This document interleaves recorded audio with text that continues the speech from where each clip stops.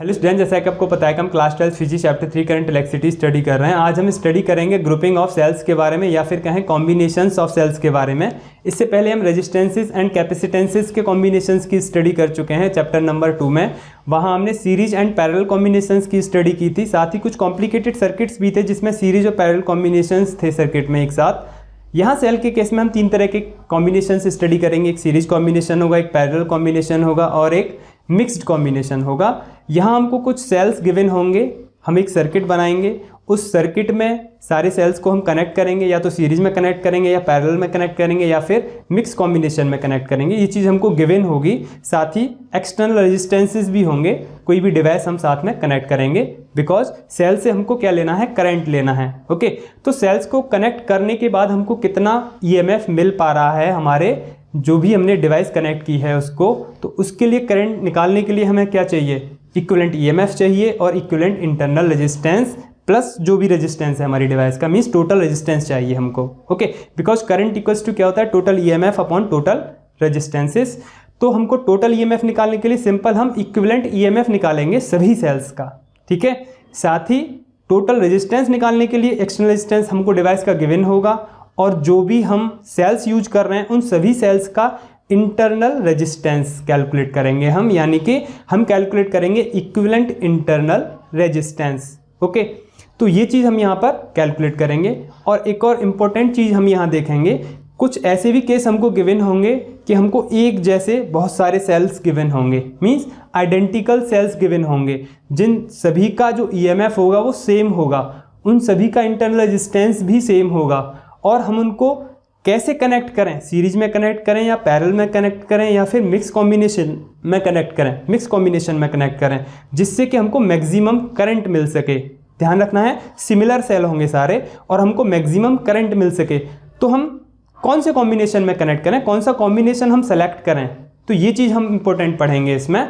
वो देखेंगे कि किस में मैक्सिमम करंट हमको मिल पा रहा है। तो तीनों ही केसेस में हम देखेंगे मैक्सिमम करंट की कंडीशन। तो ये चीज़ हम स्टडी करने वाले हैं। सबसे पहले आज हम जो स्टडी करेंगे वो स्टडी करेंगे सीरीज कॉम्बिनेशंस ऑफ सेल्स। तो सीरीज कॉम्बिनेशंस में सेल को हम कैसे कनेक्ट करेंगे, सबसे पहले ये देख लेते हैं। देखिए, सपोज 2 सेल से लेके स्टार्ट करते हैं हम। 2 सेल ले लेते हैं, ठीक है, जिसका ईएमएफ E1 है, इसका ईएमएफ R1 है, सॉरी इंटरनल रेजिस्टेंस R1 है। एक और सेल ले लेते हैं, सेकंड सेल, इसका ईएमएफ E2 है, इंटरनल रेजिस्टेंस R2 है। इन दोनों को हमने सीरीज में कनेक्ट कर लिया। ओके, अब सीरीज में ये कनेक्ट हुए हैं तो ये कैसे पता चलेगा हमको, हम देखेंगे करंट जो फ्लो कर रहा है क्या वो दोनों ही सेल से सेम करंट फ्लो कर रहा है, तो वो सीरीज कॉम्बिनेशन कहलाएगा। सपोज आई करंट यहाँ से एंटर करता है नेगेटिव एंड पर, यहाँ पॉजिटिव एंड है सेकेंड सेल का, यहाँ नेगेटिव एंड है फर्स्ट सेल का, यहाँ पॉजिटिव एंड है फर्स्ट सेल का। तो सेकेंड सेल के नेगेटिव एंड पर करंट एंटर कर रहा है और पॉजिटिव एंड से करंट एग्जिट कर रहा है या फिर निकल रहा है, मीन्स इस सेल से हम करंट ले रहे हैं। सिंपल, यहाँ भी नेगेटिव एंड पर करंट एंटर कर रहा है, पॉजिटिव एंड पर करंट एग्जिट कर रहा है, तो यहाँ से भी हम करंट ले रहे हैं। इट मीन्स दोनों ही सेल हमारे क्या हो रहे हैं, डिस्चार्ज हो रहे हैं यहाँ पर। और सिंपल सी बात, सीरीज के लिए क्या पता करना है हमको कि दोनों ही सेल से सेम करंट फ्लो कर रहा है, आई एंड आई। तो सीरीज के लिए तो इतना ही काफ़ी है पता करने के लिए कि दोनों ही सेल से जब सेम करंट फ्लो करेगा तो वो दोनों ही सेल किस कॉम्बिनेशन में होंगे, वो या जितने भी सेल हैं वो किस कॉम्बिनेशन में होंगे, वो सभी सीरीज कॉम्बिनेशन में होंगे। ठीक है बात, चलिए अब देखिए ये दोनों ही सेल हैं, इनके टर्मिनल पोटेंशियल डिफरेंसेस कैलकुलेट कर लेते हैं। ये दोनों के ही टर्मिनल पॉइंट्स हैं ए और बी, ये इसका है टर्मिनल पॉइंट सी। तो ए और बी के बीच में कुछ ना कुछ टर्मिनल पोटेंशियल डिफरेंस होगा जिसे हम लास्ट कैलकुलेट कर चुके हैं टर्मिनल पोटेंशियल डिफरेंस वाले लेक्चर में, ठीक है।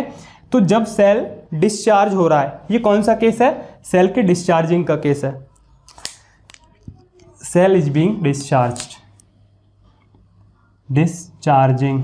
ओके, यहाँ सेल क्या हो रहा है, डिस्चार्जिंग। क्लियर है बात। तो जब सेल डिस्चार्ज हो रहा होता है या फिर सेल से करंट ले रहे होते हैं तो उस टाइम पे जो उसका टर्मिनल पोटेंशियल डिफरेंस होता है, सपोज दिस इज V1, तो उसको हम कैसे निकालेंगे, V = E-IR होता है, ठीक है। ईएमएफ और करंट और इंटरल रेजिस्टेंस की हमको ज़रूरत होती है। सपोज सेकेंड सेल के टर्मिनल्स के बीच में पोटेंशियल डिफरेंस है V2 जो कि B और C के अक्रॉस है। और सपोज कि A और C यानी कि कंबाइंड जो टर्मिनल पोटेंशियल डिफरेंस है, जो टोटल टर्मिनल पोटेंशियल डिफरेंस है, दिस इज सपोज V, और वो A और C के अक्रॉस है। तो इसी इक्वेशन का, इसी कंडीशन का हम यूज करेंगे दैट कि V equals to what, V1 plus V2, यही होगा। ठीक है, दोनों ही टर्मिनल पोटेंशियल डिफरेंसेस को हम ऐड कर लेंगे। अभी देख रहे हैं हम यहाँ पे दोनों ही सेल क्या हो रहे हैं, डिस्चार्ज हो रहे हैं। इसके बाद हम इनकी पोलरिटी को चेंज करेंगे नेक्स्ट केस में। अभी फर्स्ट केस देख रहे हैं जब सेल क्या हो रहे हैं, हमारे डिस्चार्ज हो रहे हैं और सभी सेल से हम क्या ले रहे हैं, करंट ले रहे हैं सभी सेल से। ठीक है, तो यहाँ नोट कर लेते हैं इस चीज़ को भी, cells are discharging. First case है cells are discharging. Next case होगा हमारा, वहां पर सेल्स चार्ज भी होंगे कुछ और कुछ डिस्चार्ज भी होंगे। ठीक है, तो वो देखते हैं, पहले हम देख लेंगे ये डिस्चार्जिंग वाला केस। तो हम यहाँ जो लेके चलेंगे V equals to V1 plus V2। हम जानते हैं इस चीज़ को कि V इक्वल्स टू होता है E माइनस आई आर। तो V1 इक्वल्स टू कितना हो जाएगा, E1 माइनस आई आर 1। तो V1 की जगह पुट कर देंगे E1 minus I are 1 plus plus sign, V2 की जगह हो जाएगा E2 minus I are 2। Okay, ये V total terminal potential difference है A और C के अक्रॉस। तो सपोज कर लेते हैं A और C के अक्रॉस जो EMF कनेक्टेड है वो है इक्विवेलेंट EMF E इक्विवेलेंट, और जो रेजिस्टेंस कनेक्ट है वो है R इक्विवेलेंट, और करंट तो I ही फ्लो कर रहा है। तो यहाँ पर जो V होगा वो क्या होगा, E equivalent minus I R equivalent.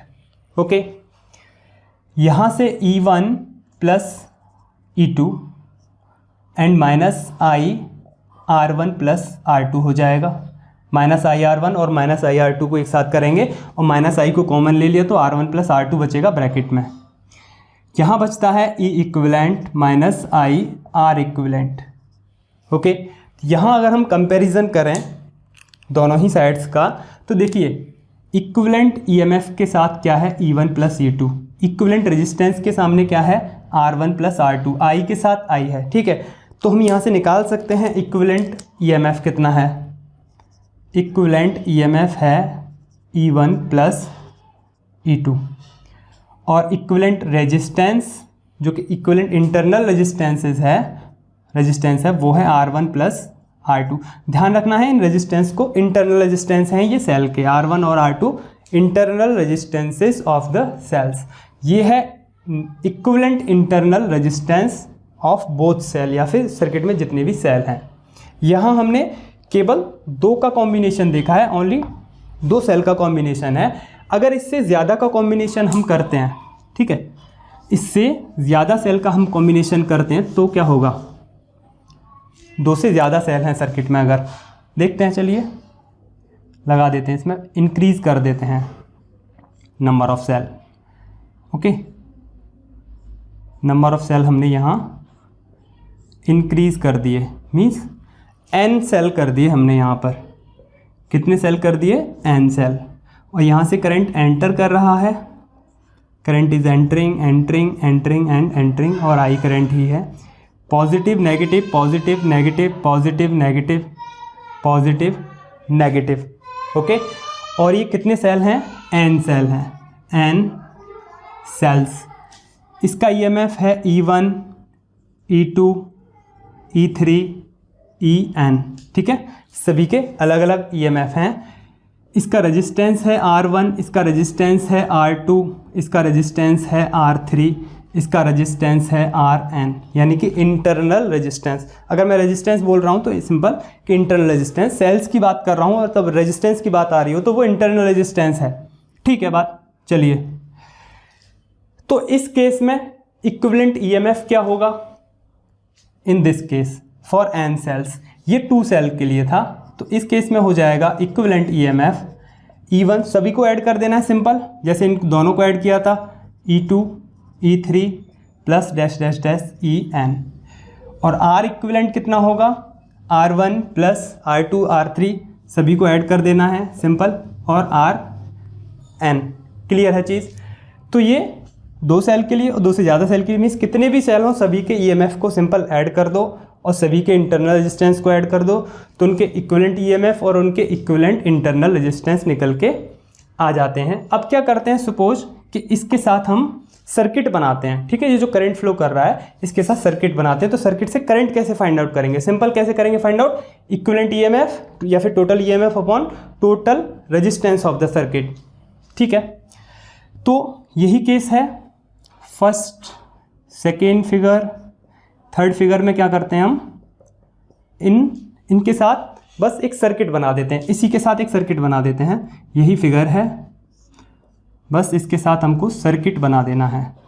N cells are connected, I current is flowing, I current is flowing, E1 R1 E2 R2 E3, ये प्रोडक्ट में नहीं है, ध्यान रखना, इनके EMF और इंटरनल रेजिस्टेंसेज हैं EN RN, और I current is flowing from all the cells, okay.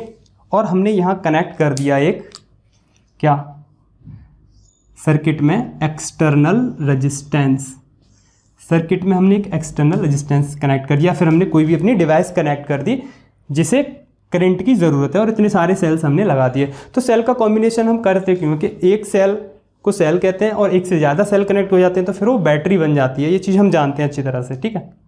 तो हमको ज़्यादा EMF चाहिए या डिज़ायर्ड EMF की वैल्यू चाहिए, तो हम उनको कंबाइंड करते हैं सेल्स को, कि किस तरह से हम कंबाइंड करें, वही चीज़ हम यहाँ सीख रहे हैं। तो यहाँ हमको करंट चाहिए, इस हमारे जो भी हमारा एक्सटर्नल रेजिस्टेंस है या फिर कोई भी हमारी डिवाइस है उसको करंट चाहिए, तो इन सभी सेल्स को हमने कनेक्ट किया सीरीज कॉम्बिनेशन में, और सारे सेल्स हमको कनेक्शन से करंट दे रहे हैं यहाँ पर, मीन्स ऑल आर डिस्चार्जिंग, ये डिस्चार्जिंग के ही केस हैं सारे। तो इस कंडीशन में हम जो करंट I है उसे कैसे कैलकुलेट करेंगे, I इक्वल टू क्या होता है, टोटल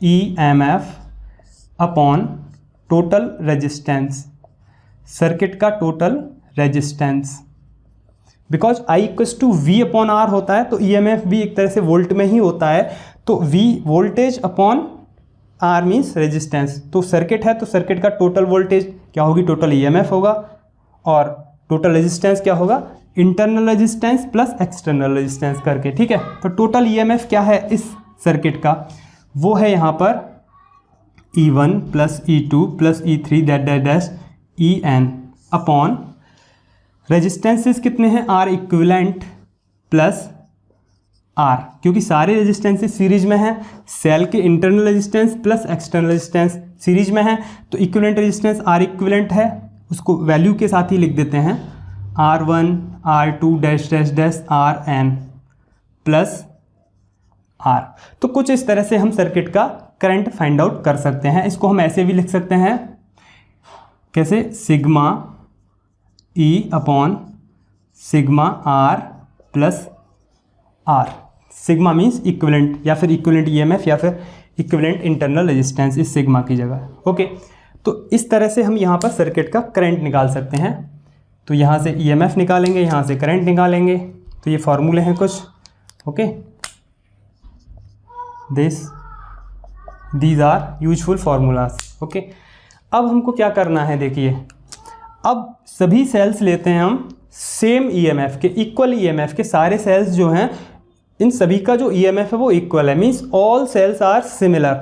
तो उस केस में करंट कैसे निकालेंगे, EMF कैसे निकालेंगे, नेट रेजिस्टेंस कैसे निकालेंगे, मीन्स टोटल रेजिस्टेंस कैसे निकालेंगे सर्किट का, या फिर नेट या फिर ये कहें कि इक्विवेलेंट इंटरनल रेजिस्टेंस कैसे निकलेगा सेल का, ठीक है। प्रोसेस यही रहेगा, बस इक्वल कर देना है और कुछ नहीं करना हमको। सर्किट बना लेते हैं बस, ओके।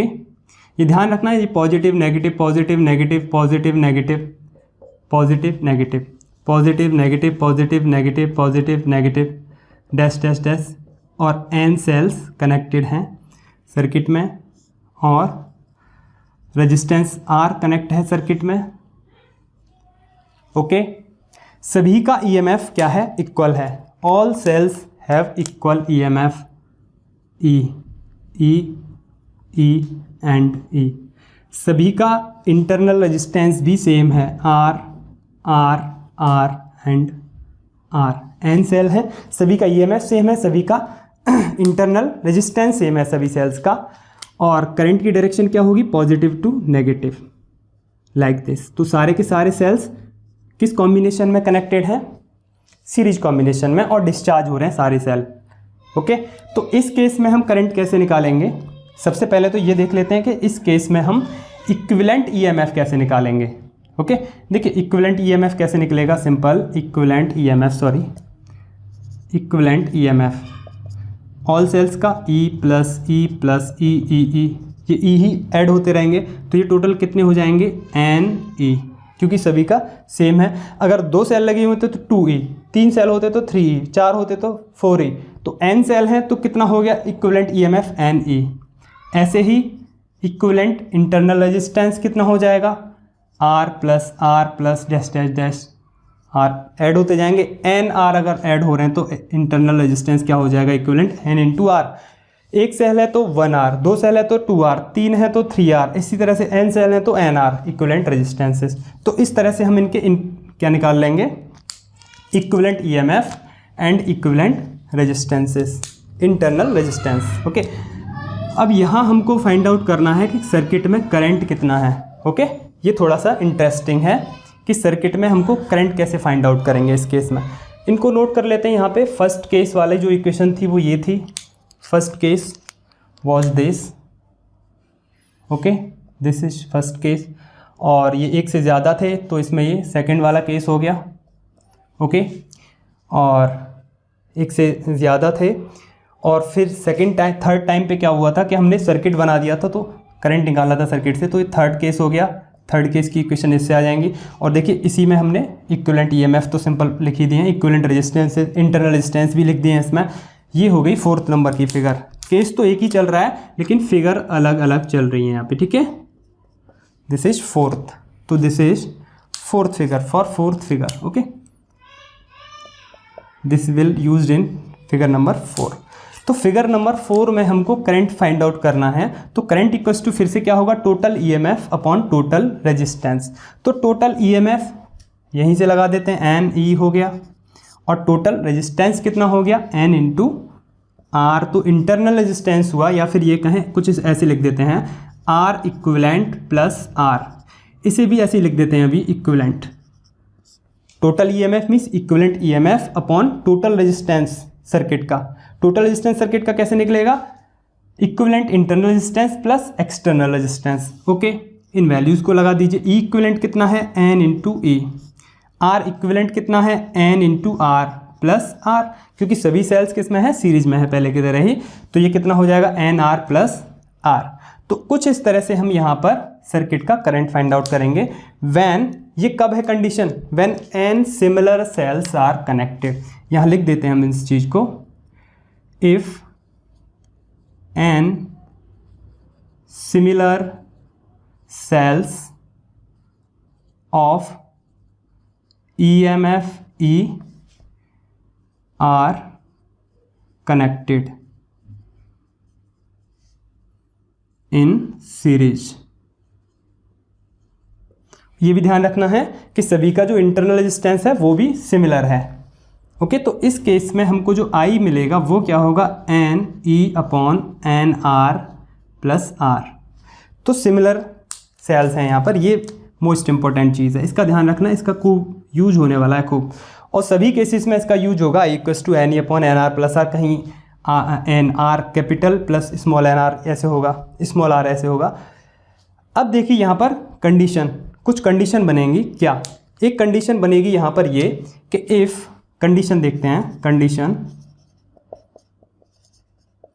एक कंडीशन बनेगी यहाँ पर, फर्स्ट, इफ सर्किट का जो इंटरनल रेजिस्टेंस है, सर्किट का जो इंटरनल, जो इक्विवेलेंट इंटरनल रेजिस्टेंस है सर्किट का, वो क्या है, इक्विवेलेंट इंटरनल रेजिस्टेंस सर्किट का, या फिर ये कहें N R, this is N R is very very large than R, capital R, जो कि एक्सटर्नल रेजिस्टेंस है। मीन्स इस सेल में जितने भी सेल लगे हुए, इस सर्किट में जितने भी सेल लगे हुए हैं, इन सभी सेल्स का जो इक्विवेलेंट इंटरनल रेजिस्टेंस है वो इस रेजिस्टेंस से बहुत ज़्यादा है।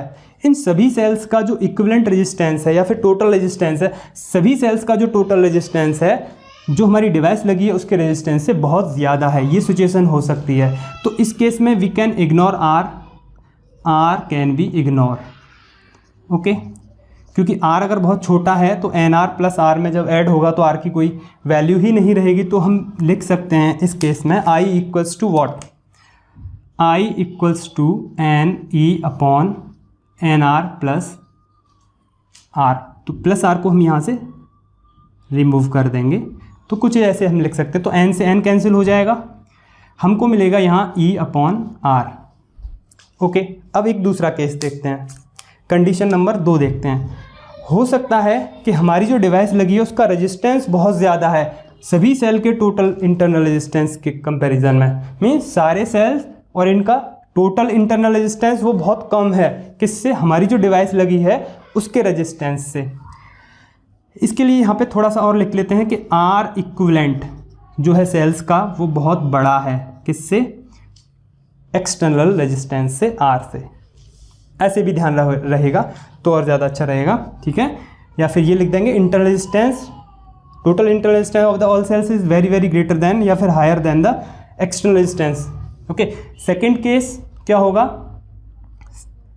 जब एक्सटर्नल रेजिस्टेंस बहुत ज़्यादा है, किससे, NR से।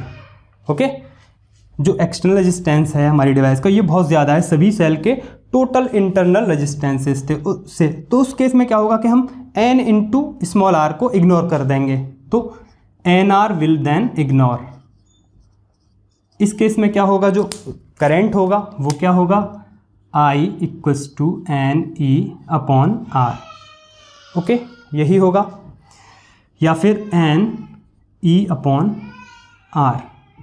ओके, तो ये हो गए करंट्स की वैल्यू। अब देखिए एक चीज़, यहाँ पर जो करंट है ये एक सेल का EMF E और एक सेल का इंटरनल रेजिस्टेंस R। तो ये क्या है, this is the current taken from the one cell, या फिर ये कहें current given by the one cell. E upon capital R, ये क्या है, E क्या है, एक सेल का EMF और R क्या है, सर्किट का एक्सटर्नल रेजिस्टेंस। ध्यान देने वाली बात है। तो E क्या है, एक सेल का EMF और R क्या है, सर्किट का एक्सटर्नल रेजिस्टेंस। तो ये रेशियो तो बनाता करंट ही है, EMF अपॉन रेजिस्टेंस है तो करंट ही, यहाँ भी EMF अपॉन रेजिस्टेंस है भी, ये भी करंट है। तो दोनों ही केसेस में ये क्या है, करंट है। ओके, लेकिन ये वाला करंट क्या है, current given by one cell, और ये क्या है, current drawn by the circuit from the one cell, current drawn from the one cell by the circuit resistance. Circuit के रेजिस्टेंस ने इतना करंट सेल से, उस सर्किट से लिया, एक सेल से लिया इतना करंट, ठीक है। तो सिंपल सी बात यह है कि देखिए यहाँ क्या है, NR is very very greater then R, ठीक है। तो E अपॉन R, E तो एक ही सेल का EMF है, यहाँ देखिए एक ही सेल का EMF है, दोनों ही चीज़ें एक जैसी ही हैं। यहाँ पर देखिए जो R है, ये R बहुत ज़्यादा बड़ा है NR से, है ना, तो इस R से तो बहुत ज़्यादा बड़ा है इस केस में। तो ये वाली वैल्यू तो अपने आप में ही लार्ज होगी, E अपॉन R, और फिर उसका भी N टाइम्स। तो इस केस में जो वैल्यू आएगी वो मिनिमम होगी, क्योंकि ये तो N टाइम्स हो गई करंट की, ठीक है, करंट का भी N टाइम्स हो गई। ये केवल एक सेल के करंट के बराबर, ये जो एक सेल जितना करंट दे रहा है। तो यहाँ ये वैल्यू मैक्सिमम मिनिमम होगी और ये वैल्यू क्या होगी, मैक्सिमम। अगर हमको कुछ सेल दिए हुए हैं और उन सेल का जो इक्विवेलेंट रेजिस्टेंस है, इक्विवेलेंट इंटरनल रेजिस्टेंस है सभी सेल का, वो हमने चेक किया कि जो हमारी डिवाइस है उसके रेजिस्टेंस से तो बहुत ज़्यादा है। अगर हमने सेल को सीरीज में कनेक्ट कर दिया तो हमको करंट मिलेगा मिनिमम। करंट क्या मिलेगा, मिनिमम करंट। ओके, अगर हमने देखा कि हमको जो जितने भी सेल्स गिवन थे उन सभी का जो नेट इंटरनल रेजिस्टेंस था या टोटल इंटरनल रेजिस्टेंस था सभी सेल का, वो बहुत कम था हमारी जो डिवाइस है, एक्सटर्नल डिवाइस है, उसके रेजिस्टेंस के कंपैरिजन में। और हमने उन सभी सेल को किस में कनेक्ट कर दिया, वहाँ पर हमने कनेक्ट कर दिया सभी सेल्स को सीरीज में। तो हमको सर्किट में कैसा करंट मिलेगा, मैक्सिमम करंट मिलेगा, सिंपल है।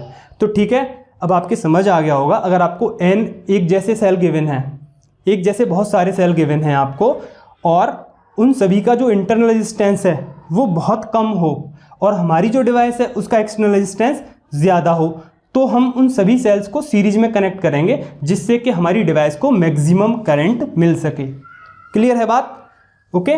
अब बात इसकी आती है, अगर आपको मिनिमम करंट चाहिए उस केस में तो आप उनको क्या है तो भी सीरीज में कनेक्ट कर लीजिए अगर मिनिमम करंट चाहिए।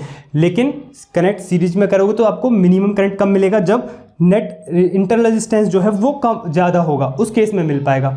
ठीक है, ये ध्यान रखना है आपको कि अगर आपको मिनिमम करंट चाहिए तो वो तभी मिल पाएगा तब आपका जो इंटरनल रेजिस्टेंस हो वो बहुत ज़्यादा हो आपकी डिवाइस के रेजिस्टेंसेस से। ठीक है, ओके।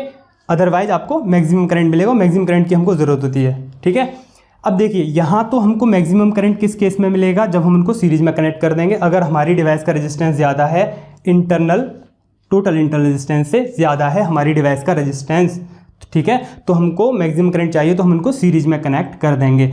अगर हमारी डिवाइस का रेजिस्टेंस बहुत ज़्यादा है, ओके, और फिर से इंटरनल रेजिस्टेंस से, तो हम किस में कनेक्ट करेंगे? सीरीज में। और नेक्स्ट केस आएगा इसका पैरेलल वाला, वो कब होगा? यहाँ हमको मिनिमम मिलेगा करंट। ठीक है, अगर हमारा नेट इक्विवेलेंट रेजिस्टेंस ज़्यादा हो और हमारी डिवाइस का रेजिस्टेंस कम हो तो करंट मिनिमम मिलेगा सीरीज से। लेकिन अभी हम पैरेलल केस पढ़ेंगे, अगर इनको हम पैरेलल में ऐड कर देंगे तो हमको मैक्सिमम करंट मिल पाएगा। अगर जो हमारे सेल हैं सभी उनका internal resistance, total internal resistance ज़्यादा हो और हमारी डिवाइस का रेजिस्टेंस कम हो तो हम उनको फिर पैरेलल में कनेक्ट करेंगे। इस चीज़ को भी प्रूफ करेंगे नेक्स्ट लेक्चर में। ठीक है, जब हम पैरेलल कॉम्बिनेशन वाला केस स्टडी करेंगे। क्लियर है बात? तो ये चीज़ ध्यान रखनी है आपको कि हमको अगर हमारी डिवाइस का रेजिस्टेंस ज़्यादा है और सभी सेल्स का जो टोटल इंटरनल रेजिस्टेंस है वो बहुत कम है तो हम उन सभी को किस में ऐड कर देंगे? सीरीज में ऐड कर देंगे, हमको मैक्सिमम करंट मिलेगा। और ध्यान रखना है ये केस कभी काम करेगा, तभी काम करेगा जब सभी सेल्स का जो ईएमएफ है वो सेम है। ये वन मत मान लेना, ये कॉमा है यहाँ पे। ठीक है, सभी सेल्स का ईएमएफ क्या हो? सेम हो। ओके, तो हम यहाँ लिख सकते हैं इस चीज को when external resistance is much higher than the total internal resistance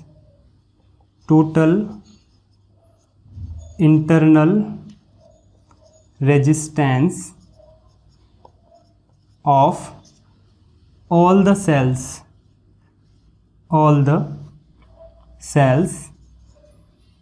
the cells should be उस केस में सेल्स को the cells should be connected in series combination. Okay, in series combination to get maximum current.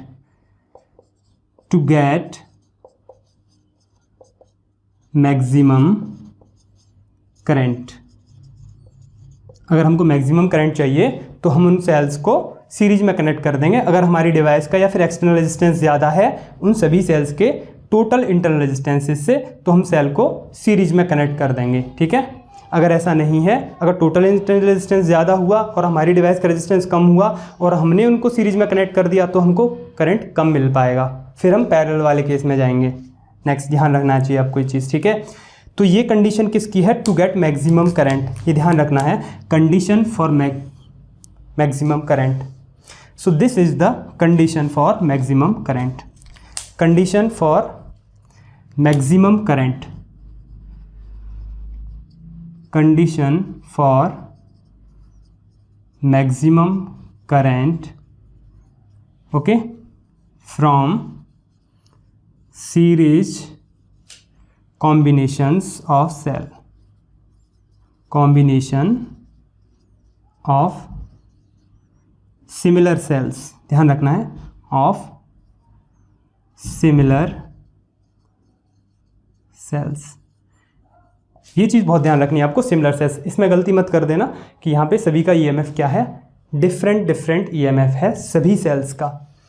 इसके बाद हमको क्या देखना है? अब हम देखेंगे कि हमने सेल्स की इसको रिवर्स कर दिया, मीन्स पोलरिटी को रिवर्स कर दिया, है ना।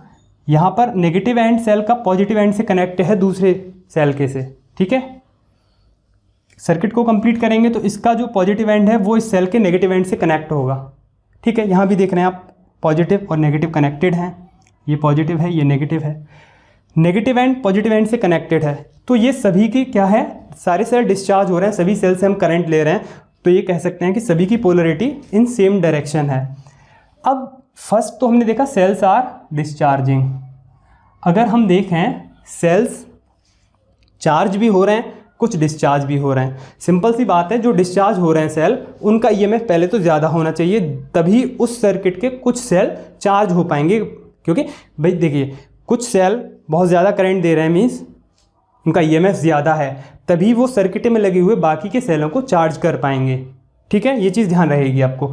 तो अब हम क्या करते हैं, पोलरिटी को रिवर्स कर देते हैं। क्या कर देते हैं, पोलरिटी को रिवर्स कर देते हैं। तो यहाँ cells are charging plus discharging दोनों ही एक साथ होगी। ये चीज़ आप नोट कर लेंगे, जो मोस्ट इंपॉर्टेंट चीज़ है, कंडीशन फॉर मैक्सिमम करंट कौन सी थी, this one was the condition for maximum current. Okay, चलिए देखते हैं, यहाँ से कुछ चीज़ों को रिमूव कर लेते हैं जिससे कि कंपैरेटिव स्टडी हो पाएगी हमारी। ठीक है, ये भी ध्यान रखेंगे। तो हम यहाँ से रिमूव क्या कर लेते हैं, कंडीशंस को तो हम लर्न रख लेंगे, यहाँ से रिमूव कर लेते हैं पार्ट को। ठीक है, क्योंकि ये सिमिलर कुछ स्टडी कर लेंगे हम, कंपैरेटिव स्टडी कर लेंगे। केस 1 तो हो गया हमारा, जब सेल केवल डिस्चार्ज हो रहे हो सर्किट में। अब देखेंगे हम सेल चार्ज भी होंगे और डिस्चार्ज तो हो ही रहे हैं, तभी तो सर्किट में करंट आ पाएगा। भाई डिस्चार्ज हो रहे हैं तो जो सेल डिस्चार्ज हो रहे हैं उनका ईएमएफ बहुत ज़्यादा हाई है, तभी पॉसिबल है ये चीज़।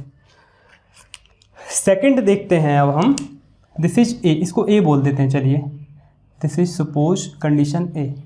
अब देखते हैं कंडीशन बी। सेल्स यहाँ पर डिस्चार्ज भी होंगे, डिस्चार्जिंग भी होगी, मीन्स सेल से करंट लेंगे भी और कुछ सेल्स को करंट देंगे भी, प्लस चार्जिंग, दोनों एक साथ होंगे process, discharging plus charging. Some cells discharged and some cells will charged, लेकिन डिस्चार्ज होने वाले सेल्स ज़्यादा होंगे, उनका ईएमएफ भी ज़्यादा होगा।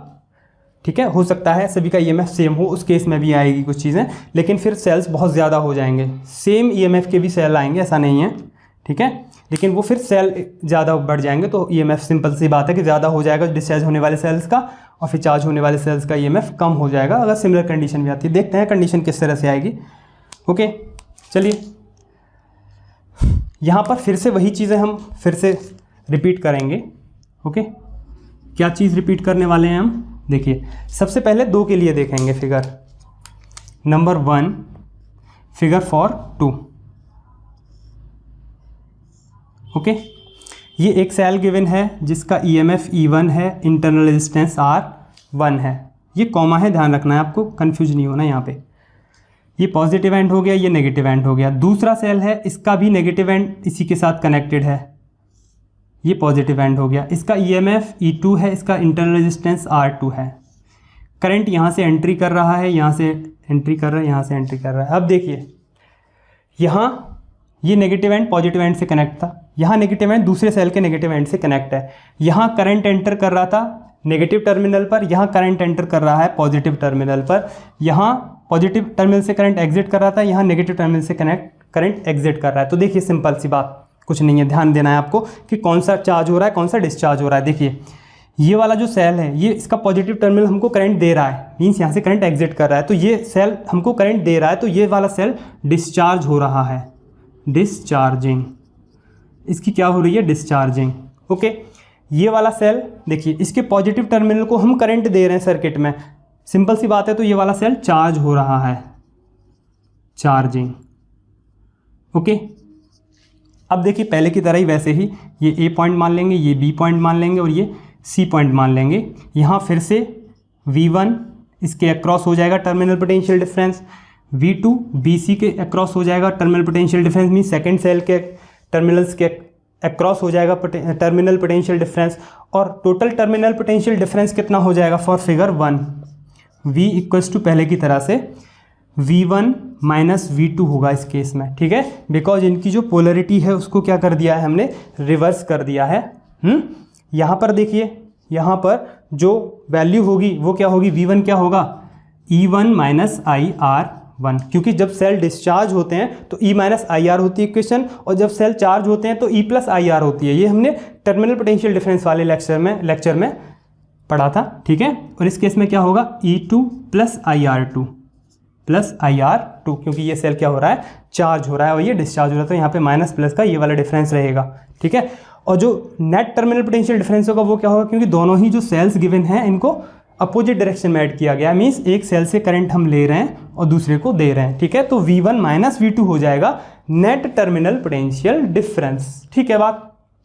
तो V1 माइनस V2 होगा, यहाँ क्या था, V1 प्लस V2 था, ठीक है, क्योंकि यहाँ पे दोनों ही सेल ऐसे कनेक्टेड थे कि दोनों के एक का नेगेटिव दूसरे के पॉजिटिव से कनेक्ट था, और दोनों ही सेल डिस्चार्ज हो रहे थे। यहाँ एक सेल डिस्चार्ज हो रहा है, एक सेल चार्ज हो रहा है, सिंपल, ठीक है। तो यहाँ पर क्या होगा, V1 माइनस V2 हो जाएगा net terminal potential difference.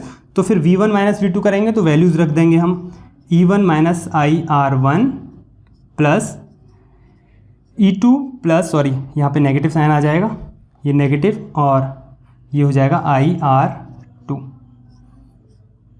IR2, ये नेगेटिव है बीच में दोनों के, ओके, दिस इज नेगेटिव।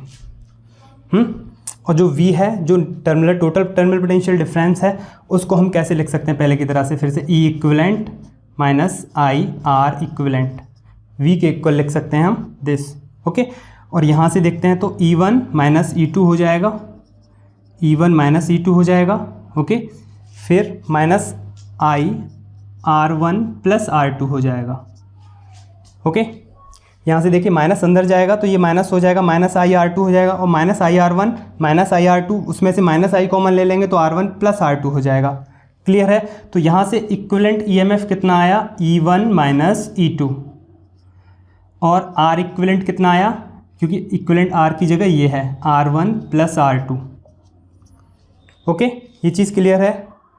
तो इस केस में हम इक्विवेलेंट EMF कैसे निकालेंगे, सिंपल सी बात है कि दोनों ही सेल का E1 और E माइनस को उनको माइनस कर देंगे, और ये ध्यान रखना है जो सेल डिस्चार्ज हो रहा है उसका पॉजिटिव रखना है, और जो सेल चार्ज हो रहा है उसका बाद में माइनस रखना है, बस ये ध्यान रखना है आपको, ज़्यादा नहीं।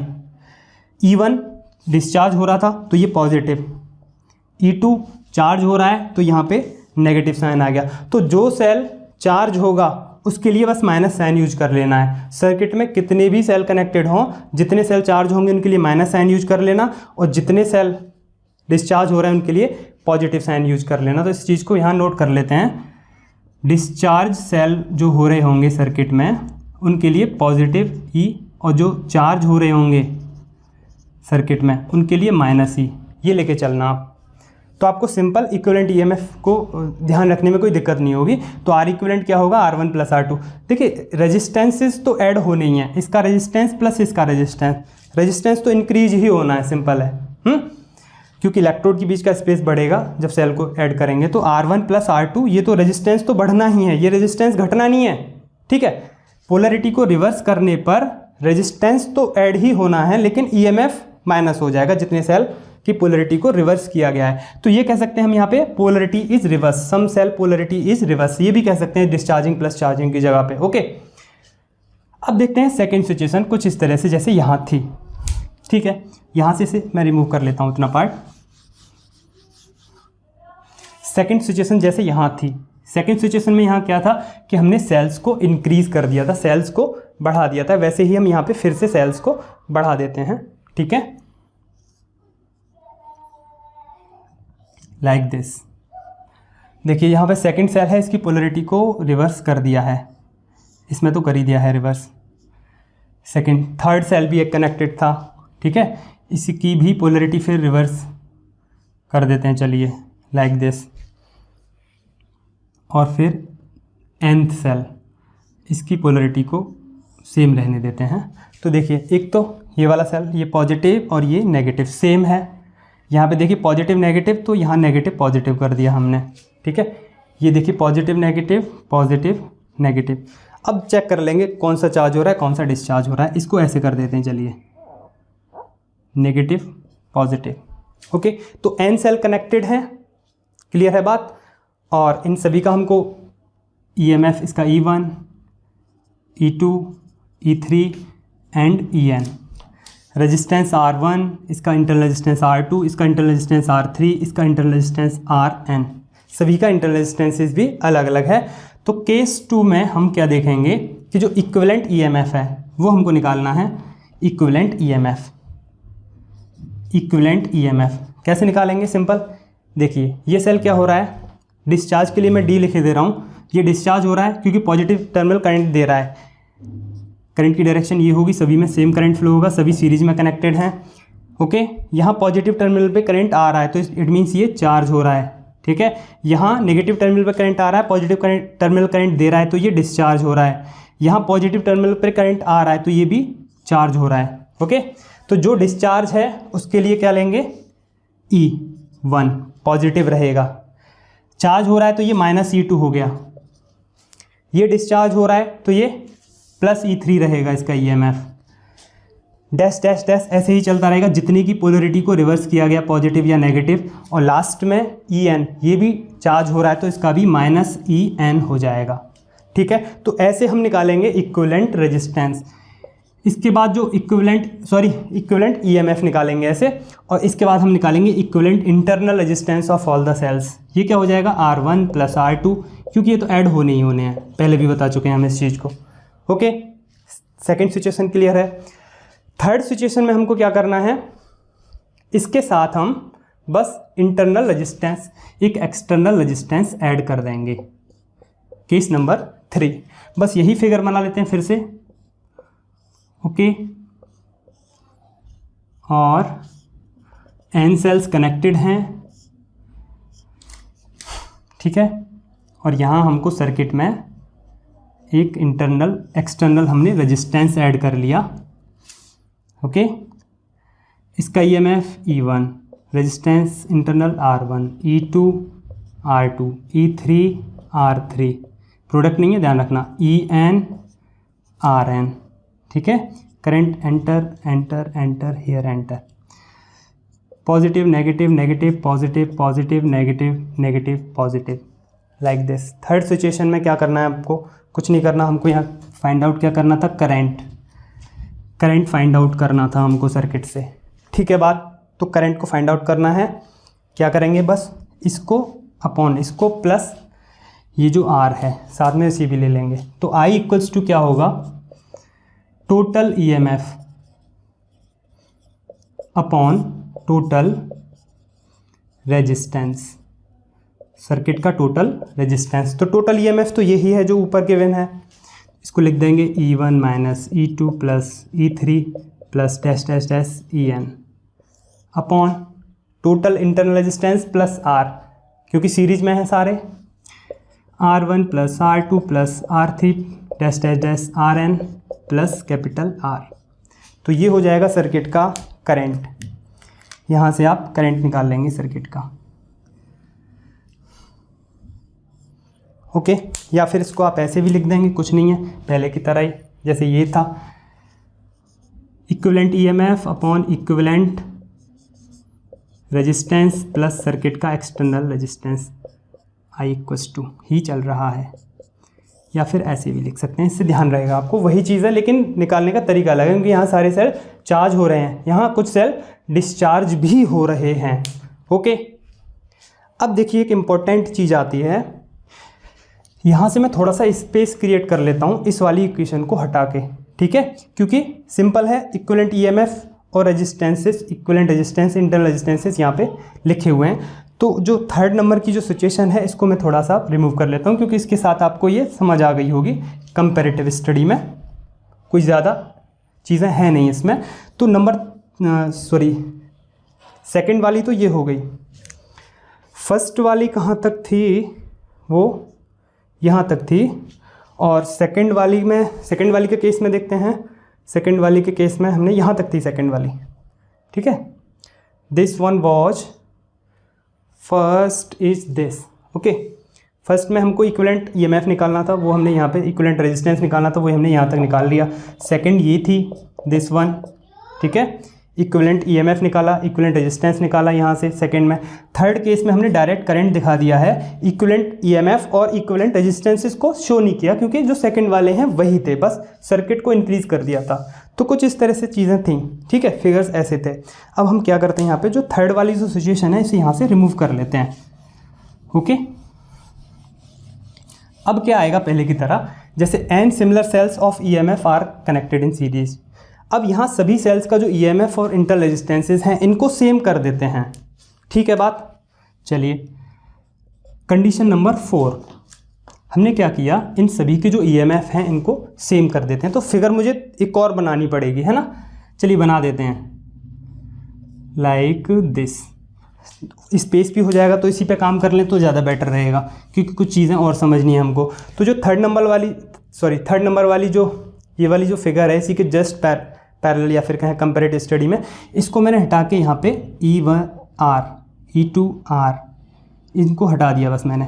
सभी का जो ईएमएफ है वो सेम कर दिया, सभी का रेजिस्टेंस हमने सेम कर लिया। तो फोर्थ नंबर वाली जो कंडीशन है वो ये हो गई, दिस इज नंबर 4। यहाँ क्या है, if n similar cells of EMF, यहाँ पे क्या है condition number 4, if there are n similar cells of EMF E, okay, of EMF E या फिर of EMF of equal EMF E of these, इनमें से ऑफ दीज पोलरिटी ऑफ अब कितने सेल्स की हमने पोलरिटी को रिवर्स किया, ये चीज़ ध्यान रखेंगे, ठीक है। ये भी तो चीज़ ध्यान रखनी चाहिए। यहाँ तो कुछ नहीं था, सबको एक ही डायरेक्शन में था। यहाँ कितने सेल्स की पोलरिटी को हमने रिवर्स किया, ठीक है, या फिर कितने सेल्स को हमने चार्जिंग वाली कंडीशन में लगा दिया। ये वाला सेल क्या है, डिस्चार्ज, ये चार्ज, ये क्या हो रहा है, ये हो रहा है डिस्चार्ज, ये charge of m cells of these polarity of m cells is reversed। अगर हमारे पास n सिमिलर सेल्स थे, ये यहाँ से यहाँ तक जो सेल हैं हमारे पास ये कितने हैं, n सेल्स, सारे सेल्स हमारे पास कितने हैं, n सेल्स हैं हमारे पास। इनमें से जो m सेल हैं उनकी पोलरिटी को हमने रिवर्स कर दिया। कितने सेल्स की पोलरिटी को रिवर्स कर दिया, if polarity of m cells is reverse. तो उस केस में हम कैसे करेंगे, देखिए अब यहाँ इस चीज़ को ऐसे समझते हैं, देखिए कि मान लेते हैं कि ये सारे सेल हैं, इनमें से हमने एक साथ लगा लिए जो सेल किसके हैं, सेम पोलरिटी के, उनको एक जगह कनेक्ट कर लिया, कुछ ऐसे dash dash dash dash dash dash ऐसे करके। इन सभी की देखिए पोलरिटी कुछ एक जैसी है, मीन्स सारे सेल क्या हो रहे हैं, ये डिस्चार्ज वाले हैं सारे cell, because positive negative positive negative positive negative positive negative, ठीक है बात। इसके बाद इसमें से m सेल, उनकी पोलरिटी को हमने रिवर्स कर दिया, मीन्स उनको हमने किस पे लगा दिया, कौन से मोड पे, ये सारे किस मोड पे हैं, डिस्चार्ज डिस्चार्ज डिस्चार्ज डिस्चार्ज, उनको चार्जिंग मोड पे लगा दिया, like this dash dash dash. और ये कितने हैं, ये हैं m, ये कितने हैं, सॉरी ये बड़ा करना पड़ेगा, ये पॉजिटिव और ये भी positive, negative positive negative positive negative positive, okay. सारे के सारे सेल किस पोजीशन में है, सारे के सारे सेल क्या हो रहे हैं, ये हो रहे हैं चार्ज, क्योंकि सभी के पॉजिटिव टर्मिनल पर करंट एंटर कर रहा है, ये सभी चार्ज हो रहे हैं, ये सभी चार्ज हो रहे हैं, ओके। तो कुछ ऐसा सर्किट हमारा बना भी है, लाइक दिस, कुछ ऐसा सर्किट हमारा ये बन के तैयार हुआ, ठीक है। तो यहाँ से यहाँ तक कंप्लीट सेल कितने हैं, यहाँ से लेके यहाँ तक कंप्लीट सेल हैं हमारे पास n, कितने सेल्स हैं, n, all cells are n। इसमें कंप्लीट सेल कितने कनेक्टेड हैं, n सेल्स कनेक्टेड हैं। इसमें से जो m सेल हैं उनकी पोलरिटी को रिवर्स किया है। यहाँ से यहाँ तक कितने सेल हैं? m। ओके, तो डिस्चार्ज वाले सेल कितने हो गए? n minus m, n minus m। तो n माइनस m सेल तो डिस्चार्ज हो रहे हैं हमारे, और m सेल हमारे चार्ज हो रहे हैं। क्लियर है ना बात? बस यहीं से हमको इक्विवेलेंट ईएमएफ आ जाएगा मिलके। कैसे निकालेंगे equivalent EMF? Equivalent EMF equals to कैसे निकलता है? देखिए, चार्जिंग वाले सेल्स का सबका ईएमएफ देख लेते हैं कितना है। वो पॉजिटिव रहेगा, तो इसमें ईएमएफ से मल्टीप्लाई कर दो। n माइनस m में किससे मल्टीप्लाई कर दो? ईएमएफ से। सभी का ईएमएफ तो सेम है ना, इसका भी E, इसका भी E, इसका भी E, इसका भी E, E, E, E। सभी के इंटरनल रेजिस्टेंसेस भी सेम है ना। फिगर कॉम्प्लिकेटेड तो नहीं हो रहे, आपको यहाँ कंफ्यूज नहीं होना है, ठीक है। देखिए, जो n माइनस एम सेल हैं कहाँ तक हैं? यहाँ तक हैं। n माइनस एम सेल कहाँ तक हैं? यहाँ तक। ओके, यहाँ तक n माइनस एम सेल हैं। तो यहाँ तक के जो सेल हैं उनका ईएमएफ कितना हो गया? n माइनस एम इंटू ई। और इन सेल का ईएमएफ कितना हो गया? सभी का m इंटू ई। तो ये सारे सेल क्या हो रहे हैं? चार्ज। तो चार्ज वाले सेल के लिए बताया था मैंने, माइनस साइन लगा देते हैं, और डिस्चार्ज वाले सेल के लिए पॉजिटिव साइन ही रहता है। तो इक्विवेलेंट ईएमएफ कितना हो गया? n माइनस एम इंटू ई, और इनका माइनस साइन लग जाएगा, माइनस एम इंटू ई। यही बताया था अभी हमने, अभी जब यहाँ पे किया था, जो भी सेल क्या हो रहे थे? चार्ज हो रहे थे, उनके लिए नेगेटिव साइन हमने यहाँ पे यूज़ किया था अभी, है ना। ये चीज़ पढ़ी थी यहाँ वाले केस में, ठीक है, जो थर्ड फिगर बनाई थी जिसको हमने रिमूव कर लिया है अभी। तो इक्विवेलेंट ईएमएफ समझ में आ गया आपके लिए? सिंपल, कितने सेल चार्ज डिस्चार्ज हो रहे हैं, मीन्स कितने सेल्स की पोलरिटी को रिवर्स किया गया। m सेल की पोलरिटी को रिवर्स किया गया, मीन्स n सेल को चार्जिंग मोड पे लगाया गया। और ये देखिए, समझाने के लिए अलग अलग कर दिए हैं, लेकिन ये कभी डिस्चार्ज वाला होगा, कभी चार्ज वाला होगा, कभी डिस्चार्ज वाला, कभी चार्ज वाला, ऐसे कनेक्टेड होंगे सेल तो उसमें सर्किट में। लेकिन हमने यहाँ समझाने के लिए इनको अलग अलग ले लिया है बस, कि सारे सेल्स n हैं, उनमें से m सेल्स की पोलरिटी को रिवर्स कर दिया गया था बस। तो ईएमएफ कैसे निकलता है? जिसकी पोलरिटी को रिवर्स किया गया या फिर जिसको चार्जिंग मोड पे लगाया गया, उसके ईएमएफ के साथ हम नेगेटिव साइन लेते थे और सबको ऐड कर दो, इक्विवेलेंट ईएमएफ आ जाता था, ठीक है। तो यहाँ से कितना आएगा? ये n minus N E minus 2me, sorry, N E minus M E minus M E. तो ये कितना हो जाएगा? Minus 2me, okay, minus 2me। तो कॉमन कितना आ जाएगा? n माइनस 2m से e बाहर आ जाएगा। तो ये हो गया इक्विवेलेंट ईएमएफ। और इक्विवेलेंट रेजिस्टेंस क्या होगा? वो तो सबका ऐड होना ही है, पहले भी हम बात कर चुके हैं इसके बारे में। तो R इक्विवेलेंट कितना होगा? R1 plus R2 plus R3 dash dash dash Rn। Okay, अब सर्किट से हमको क्या चाहिए? करंट। सर्किट से हमको क्या चाहिए?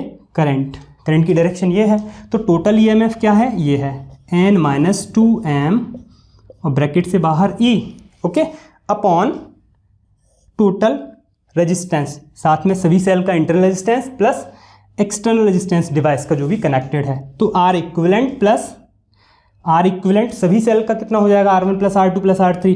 तो ये तो सभी सेम है ना, R R R सभी सेम है, तो ये कितना हो जाएगा? NR। तो R इक्विवेलेंट कितना हुआ? n into R। तो n इंटू R तो सभी सेल का internal resistance, total internal resistance plus circuit का एक्सटर्नल रेजिस्टेंस। तो ये हो जाएगा हमारी सर्किट का करंट। ओके, क्लियर है? जैसे यहाँ आया था NE, तो यहाँ क्या हो गया? n माइनस 2me बस। और एक चीज़ और आपको ध्यान रखनी है इस कंडीशन के लिए, जो मोस्ट इम्पोर्टेंट है, वो ये है कि n should greater than 2m। ये तभी काम करेगा।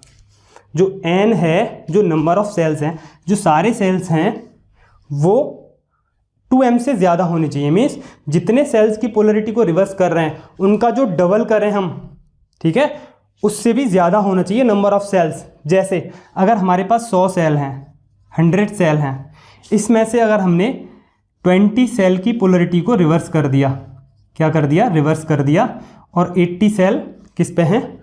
पहले जैसे थे, किस पर, डिस्चार्ज मोड पे हैं, ये चार्ज मोड पे हैं, ठीक है। तो n क्या है, n तो 100 है ना, तो 100 ज़्यादा है किससे, 2 × m से, m ये m हो गया और ये तो n - m हो गया, ये हो गया n - m जो कि 80 है, ठीक है। सो n should greater than 2m, तो n क्या था, टोटल सेल गिवन थे, ये ज़्यादा है कि नहीं है, 2m मीन्स 22 × 40, ये 40 से ज़्यादा है। तो ऐसे लगाएंगे आप, ये है कि 100 सेल आपको गिवन है तो आप 20 सेल को रिवर्स पे लगा सकते हैं उसमें से। अगर आपने लगा दिया 30 सेल किस पे, रिवर्स मोड पे, चलिए देखते हैं, 30 सेल लगा दिया आपने रिवर्स मोड पे, मीन्स उनकी पोलरिटी को रिवर्स कर दिया, और ये 70 सेल हैं किस पर, चार्जिंग या सॉरी डिस्चार्ज वाली पोजीशन में, और ये चार्जिंग वाली में। तो n कितना है, 100 है, 100 should greater than 2m, m कितना है, 30, 2m means 30, this is 60, okay. तो भी ये काम करेगा, इस कंडीशन में भी काम करेगा ये चीज़, ठीक है। सो n should always greater than this.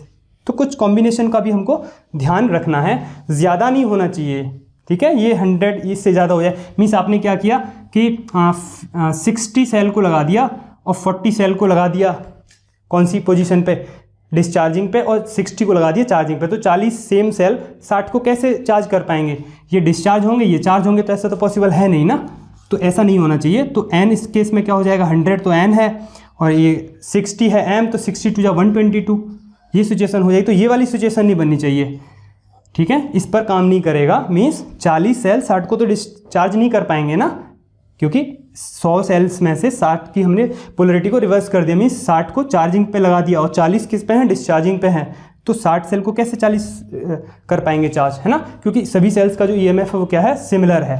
तो कंडीशन क्या रहनी चाहिए, important, n should greater than 2m, okay, तभी ये काम करेगा, ओके। तो यहाँ से हमने करंट देखा, ये वाली कौन सी कंडीशन थी, जब सारी सेल एक ही पोलरिटी पे हैं, सेम डायरेक्शन में पोलरिटी है, सभी डिस्चार्ज हो रहे हैं। और ये क्या है, जब कुछ सेल उसमें से क्या हो रहे हैं, डिस्चार्ज हो रहे हैं, कुछ सेल्स चार्ज हो रहे हैं, ठीक है। डिस्चार्ज होने वाले ज़्यादा हैं और चार्ज वाले कम हैं, सभी सिमिलर सेल हैं, ये चीज़ ध्यान रखना है आपको बस। देखिए ये वाली जो कंडीशन है, दिस वन और दिस वन, ये कंडीशन केवल तब है जब सेल सिमिलर हों, जब सेल सिमिलर हों, ठीक है, सेल सिमिलर होने चाहिए। और वो चीज़ आपको पता ही है कि अगर आपका जो डिवाइस का रेजिस्टेंस ज़्यादा है सेल के सभी इंटरनल रेजिस्टेंसेस से, आइडेंटिकल सेल्स वाली केस में, तो हम उनको सीरीज में कनेक्ट करेंगे, तभी हमको मैक्सिमम करंट मिल पाएगा। So this is complete about cells in series.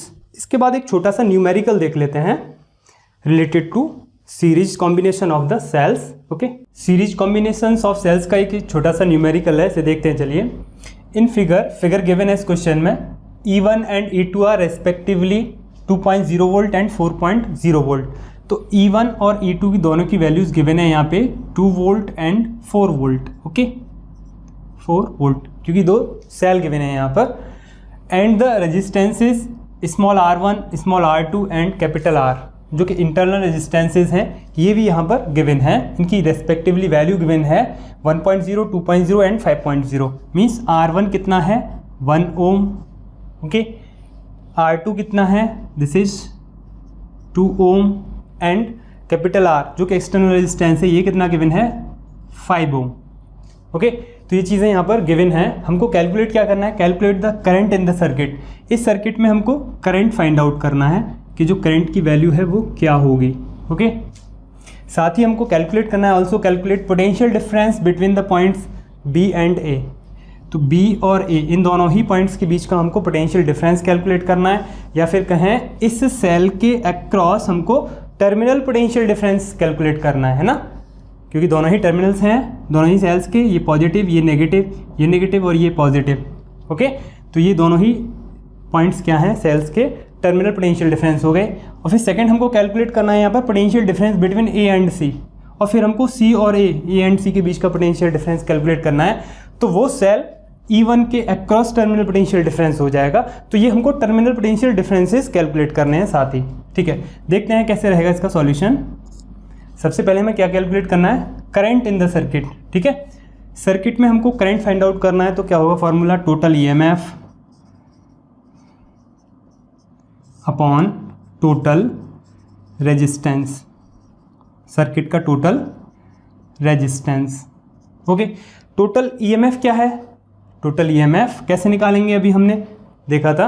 अभी ये देख लेते हैं कि कौन सा सेल चार्ज हो रहा है, कौन सा सेल डिस्चार्ज हो रहा है। यहाँ पर देखिए, यहाँ करंट की डायरेक्शन क्या है, ये है कुछ, तो यहाँ पे करंट की डायरेक्शन ये हो जाएगी, यहाँ ये होगी, यहाँ ये, और यहाँ पर लाइक दिस। अब देखिए, पॉजिटिव एंड से करंट हम यहाँ ले रहे हैं, ठीक है, तो करंट हमको मिल रहा है, तो ये सेल क्या हो रहा है, डिस्चार्ज हो रहा है।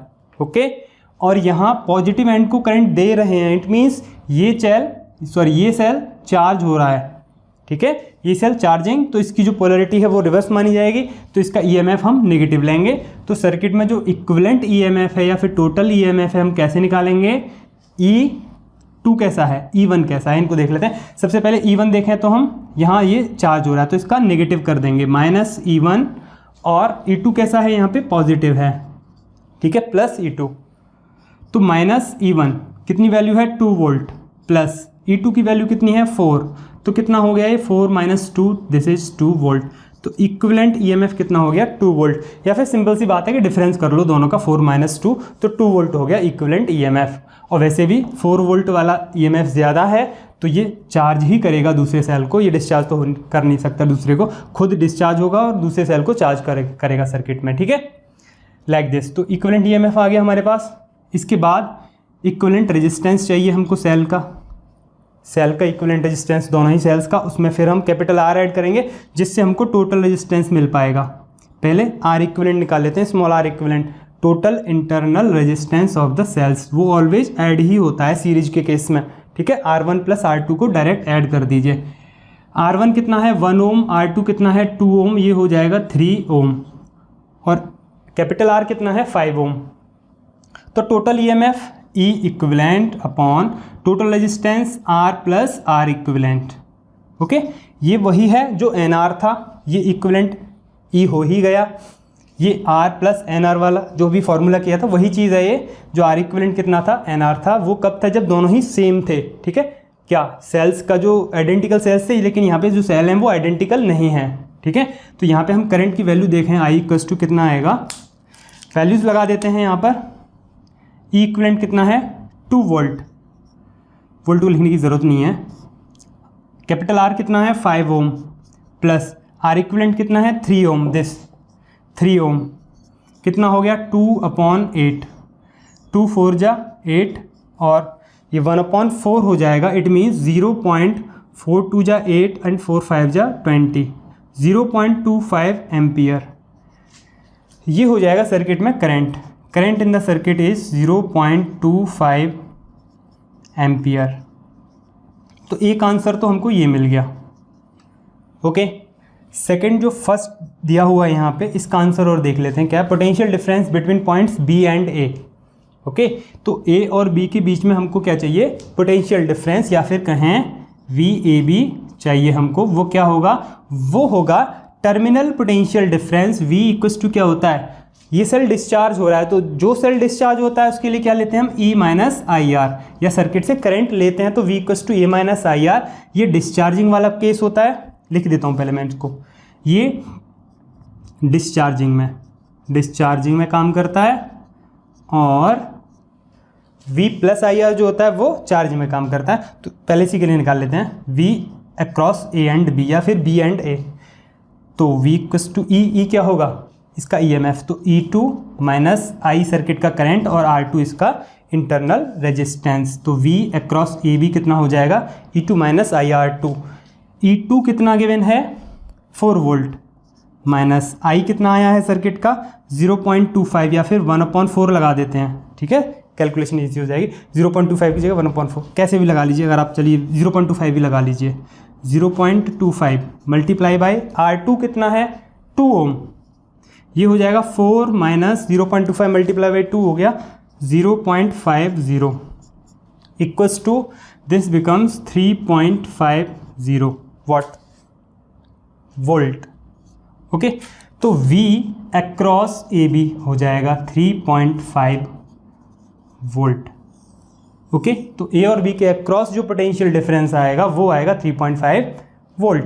सेकंड देखते हैं, सेकंड में क्या पूछ रहे हैं, potential difference across B and A, A and C, A और सी के अक्रॉस हमको पोटेंशियल डिफरेंस चाहिए। तो ये वाला सेल क्या हो रहा है, ये चार्ज हो रहा है सेल, क्योंकि पॉजिटिव टर्मिनल पर करंट एंट्री कर रहा है और नेगेटिव टर्मिनल से करंट एग्जिट कर रहा है। तो यहाँ पर सेल ये चार्ज हो रहा है, मीन्स इसको करंट मिल रहा है इस सेल को। ओके, तो ये सेल चार्ज हो रहा है, तो चार्जिंग वाली कंडीशन में क्या होता है, terminal potential difference E plus I R. Okay, तो V अक्रॉस ए सी निकाल रहे हैं हम, V अक्रॉस ए सी निकालेंगे हम, तो कौन सा केस लग गया, E प्लस आई आर वाला। तो E1 प्लस आई आर 1 हो जाएगा, क्योंकि इसका E1 EMF है, I इसमें से करंट फ्लो कर रहा है, और R1 इसका इंटरनल रेजिस्टेंसेस है। ओके, वैल्यूज पुट करते हैं। E1 कितना है, E1 है 2 वोल्ट, 2 वोल्ट प्लस I कितना है 0.25 प्लस R1 कितना है, internal resistance 1 multiply by 1। Okay, तो ये कितना हो जाएगा 2.25 volt. Okay, so V across AC will be 2.25 volt. Okay, तो ये छोटा सा न्यूमेरिकल था, इसमें हमने करंट फाइंड आउट कर लिया और पोटेंशियल डिफरेंसेस फाइंड आउट कर लिए across the terminals of the cells. देखिए ये जो रेजिस्टेंस है ना, ये इंटरनल रेजिस्टेंसेज हैं, इनको हमने फिगर में अपने में दिखाया नहीं था, जो भी हमने अभी डेरिवेशन की थी, इनको आप ना भी दिखाएं तो भी काम चल जाएगा। तो आपको कंफ्यूज होने की ज़रूरत नहीं है कि ये जो पॉइंट्स हैं ना, जिनके अक्रॉस आप रेजिस्टेंस पोटेंशियल डिफरेंस निकाल रहे हैं, तो ये हमारा कंबाइंड हुआ या नहीं फिर हुआ, जो हमने यूज कर पाए या नहीं, इससे कन्फ्यूज़ नहीं होना, ये इंटरनल रेजिस्टेंसेज ही हैं सेल्स के। ओके, कुछ इस तरह से सेल को जब हम शो करते हैं ना लाइक दिस, ये इंटरनल रेजिस्टेंस ही है। आप इसे ऐसे भी लेके चल सकते हैं। हमने जो डेरिवेशन किया था उसमें इनको शो नहीं किया था, तो आपको कंफ्यूज नहीं होना। अब तो दिख रहा है आपको, इसे ना भी लिखें यहाँ पर, ये ऐसे लिख दें R1 इसका है और R2 इसका है। ठीक है, अब आप देखेंगे तो ये इस सेल के अक्रॉस टर्मिनल पोटेंशियल डिफरेंस, और ये ये इस सेल के अक्रॉस टर्मिनल पोटेंशियल डिफरेंस होगा। ए और सी के बीच जो भी पोटेंशियल डिफरेंस होगा, ए और बी के जो भी बीच पोटेंशियल डिफरेंस होगा, वो इस सेल के टर्मिनल्स के अक्रॉस टर्मिनल पोटेंशियल डिफरेंस ही होगा। क्लियर है बात? तो this is the numerical on the basis of cells combination in series. इसके बाद हम नेक्स्ट देखेंगे combinations of cell in parallel, बहुत ही इंपॉर्टेंट रहेगा। मेन चीज़ क्या रहेगी, आइडेंटिकल सेल वाली सिचुएशन की कंडीशन ऑफ मैक्सिमम करंट हम कब ले पाएंगे। ठीक है, ठीक है, ओके। तो देखते हैं next combination of cells in parallel, उसके बाद देखेंगे mixed combinations of the cells. So thank you for today.